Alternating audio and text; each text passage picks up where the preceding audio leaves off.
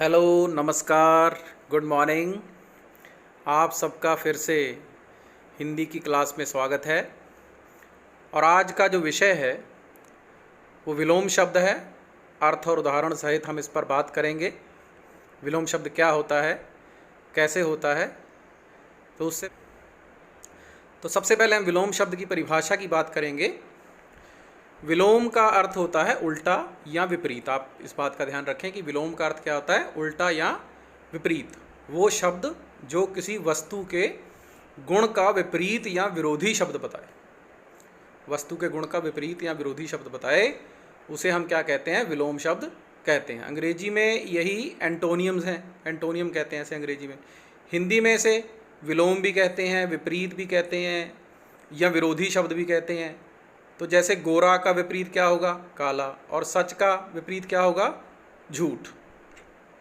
तो आगे हम और भी इसकी उदाहरणें देते हैं आपको। जैसे यहाँ देखिए, जैसे मैंने पहले ही बताया कि परस्पर विपरीत अर्थ देने वाले शब्द विलोम शब्द कहलाते हैं।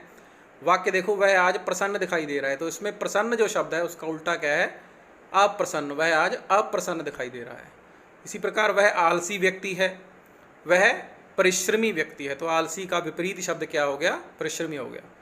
तो विलोम शब्द कई प्रकार से बनते हैं। कुछ विलोम शब्द उपसर्ग लगाकर बनाए जाते हैं, ठीक है। तो वो कौन कौन से हैं, मूल शब्द कौन से हैं, उनमें क्या क्या उपसर्ग या प्रत्यय लगता है, तो इसकी उदाहरणें हम आगे आपको देते हैं, क्रमवार आपको समझाएंगे। ध्यान से देखिएगा। सबसे पहले है उपसर्ग के योग से बने विलोम शब्द। जैसे हम अगेतर कह देते हैं, आगे लगने वाले शब्द कह देते हैं उपसर्ग।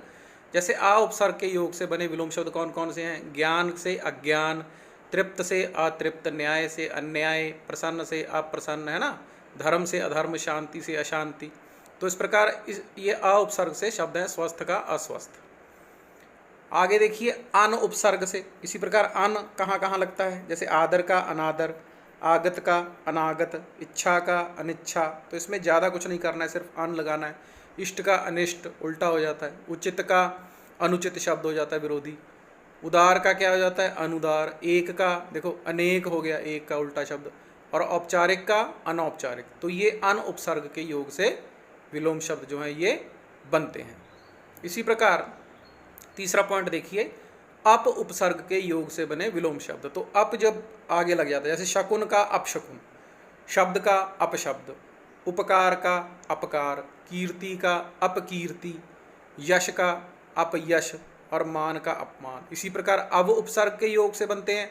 अब लग जाता है आगे आरोह अवरोह, उन्नति अवनति, उत्तल अवतल। ये दर्पण पढ़ते हैं ना, उत्तल दर्पण अवतल दर्पण, गुण अवगुण।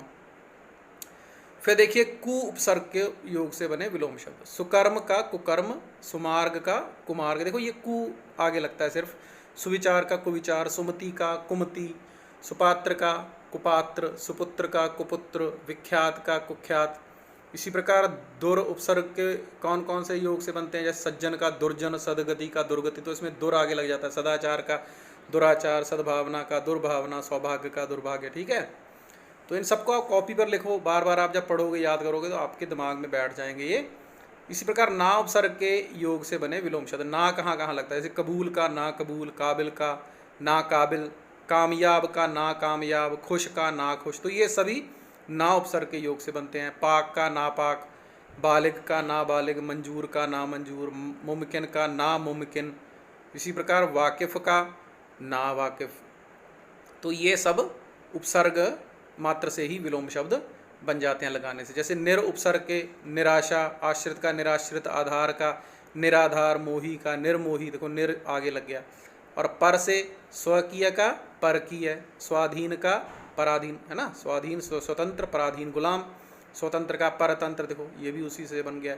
स्वार्थ का क्या बन गया, परमार्थ। देखो आगे पर लग गया तो पर उपसर्ग के योग से ये विलोम शब्द बन गया, ठीक है। फिर आगे देखिए प्रति उपसर्ग से कौन कौन से शब्द बनते हैं। अनुकूल प्रतिकूल, वाद का प्रतिवाद, घात का प्रतिघात, क्रिया का प्रतिक्रिया। फिर वी व को छोटी की मात्रा लगा के कौन कौन से शब्द बनते हैं उपसर्ग लगाकर। अनुरक्ति विरक्ति, आकर्षण विकर्षण, संपन्न विपन्न, है ना। इसी प्रकार ये देखो संयोग वियोग, संपदा विपदा, सद्वा, विधवा, संकल्प, विकल्प।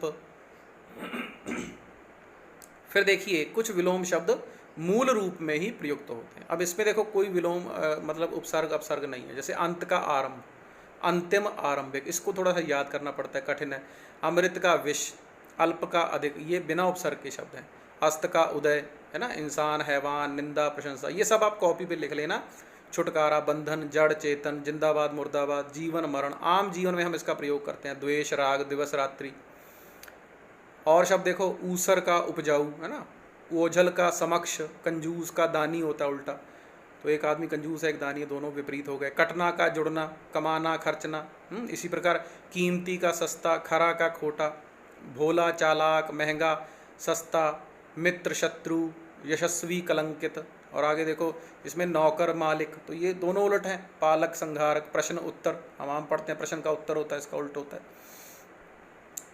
इसी प्रकार है घृणा का उल्टा विलोम शब्द क्या होगा? प्रेम। चंचल का स्थिर, चमकीला का धुंधला, छाह का धूप, छाया धूप या छाह धूप, रक्षक का भक्षक, विधि का क्या हो गया? निषेध हो गया। शोक का क्या हो गया? हर्ष हो गया। इसी प्रकार खेद का भी हर्ष हो सकता है। शोक और खेद एक जैसे शब्द होते हैं। हानि का क्या होता है? लाभ होता है। लाभ हानि हम आम प्रयोग करते हैं इसका, तो हानि का उल्टा लाभ। तो कई बार क्या होता है, विषय तथा संदर्भता के कारण कुछ शब्दों के एक से अधिक विलोम शब्द होते हैं। एक से अधिक भी हो सकते हैं। जैसे काला का गोरा भी है और काला का सफ़ेद भी है। तो काला आदमी जा रहा है, गोरा आदमी जा रहा है। काला वस्त्र उठा लो, सफ़ेद वस्त्र उठा लो, तो ये आगे पर्यायवाची शब्द के तौर पर आ जाता है। जैसे काला और सफ़ेद एक जैसे हैं। तो तुम्हारा क्या उत्तर है, तुम्हारा क्या प्रश्न है? इसी प्रकार मानवेतर प्राणी और जड़ वस्तुओं के लिए काला और सफ़ेद शब्दों का प्रयोग होता है। उत्तर दक्षिण। अब देखो ये कुछ अभ्यास प्रश्न दिए थे, मैंने यहाँ पर उसके उत्तर भी लिख दिए हैं, तो आप ज़रूर इसको कॉपी में करना और याद करना। जैसे अनुज छोटा होता है, अग्रज बड़ा होता है। कृतज्ञ, कृतघ्न, कृतज्ञ कौन होता है?